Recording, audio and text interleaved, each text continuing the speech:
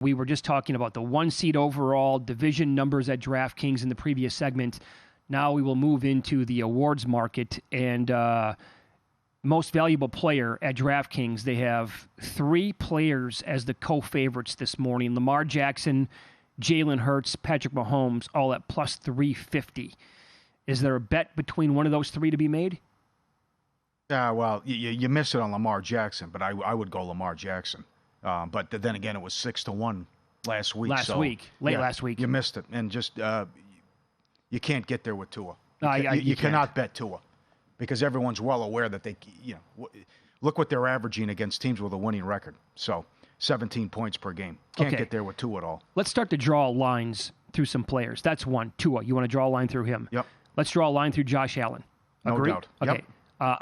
I'm not going to draw a line through Trevor Lawrence. No, not yet. Okay, so he's still alive. Brock Purdy? Yep. Okay, a line through him. Tyreek Hill?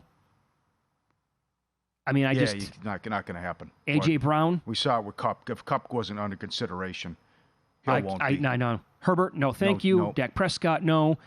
Jared Goff? I made the case for him a month ago.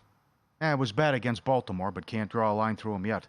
If they win 13 games, get that 1 seed? Big numbers, yeah. Okay, so that's like we're down to like 6 guys then. And we never even brought up Christian McCaffrey. Keep him on the list? For the time being. He might have 30 touchdowns. Got to keep him on the list. Yeah, I think you have to. I do think, again, we kick this around in the offseason. I think we do this every year. Will a running back win the MVP again in our lifetime? I'd like to say yes. I honestly, right? Because if somebody is capable of having a LaDainian Tomlinson season or an Emmitt Smith or Barry Sanders season where it's just like all bets are off, right? Where it's 2,000 yards minimum combined, rushing and receiving. It's 20-plus touchdowns, and they can maybe win the award if quarterbacks have a down year. And this year, maybe the quarterbacks are like the Mahomes thing. The unfortunate thing for Patrick Mahomes is that he will be compared to every single great previous year he's ever had. Yeah. And so when he's had a down year, it's going to be like, well, Mahomes really stinks this year. Actually, no, he doesn't. Just not as good as he was in previous years. Lamar Jackson should be even money because when you look at this is brand name bias because Hurts and Mahomes is brand name bias.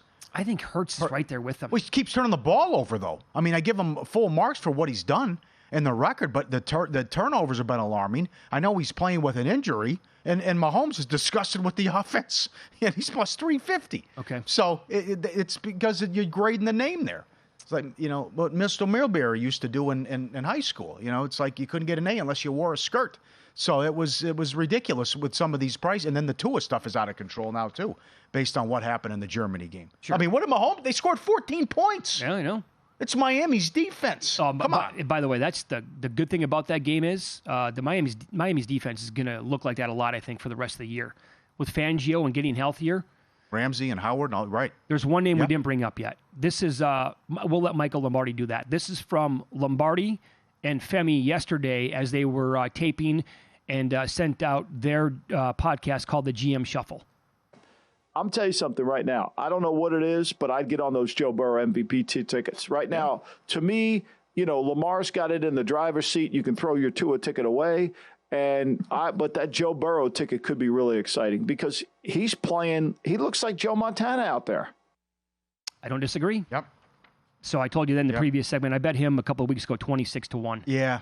Oh, wow. Good number. But that's, how many games are they going to win, though? I mean, that's why that game next Thursday is huge. Because you lose that game, you can't win the division. And then they'll lose a couple more games because the schedule's so difficult. But here's what he has going for him. Yeah. It did not look great to begin the season, and that's because he was completely compromised. So the flip that we're now seeing in the past couple of weeks when he's completely healthy, doesn't that tell you how valuable the guy is when he's 100% or close to 100% compared to when he wasn't and they were losing those games and they were awful? Yeah. I mean, he threw that INT at the goal line against the Ravens. That was just, I don't think he does that. First couple games, just horrendous. Terrible. Yeah. He was awful. Yeah. So but now when he's healthy and I'll get on my back, I'll carry you. Absolutely. So maybe there's something there. This is, it's fun. It's good. Visit VSiN.com to get current odds, listen for free, find showtimes, and download VSiN sports betting podcasts.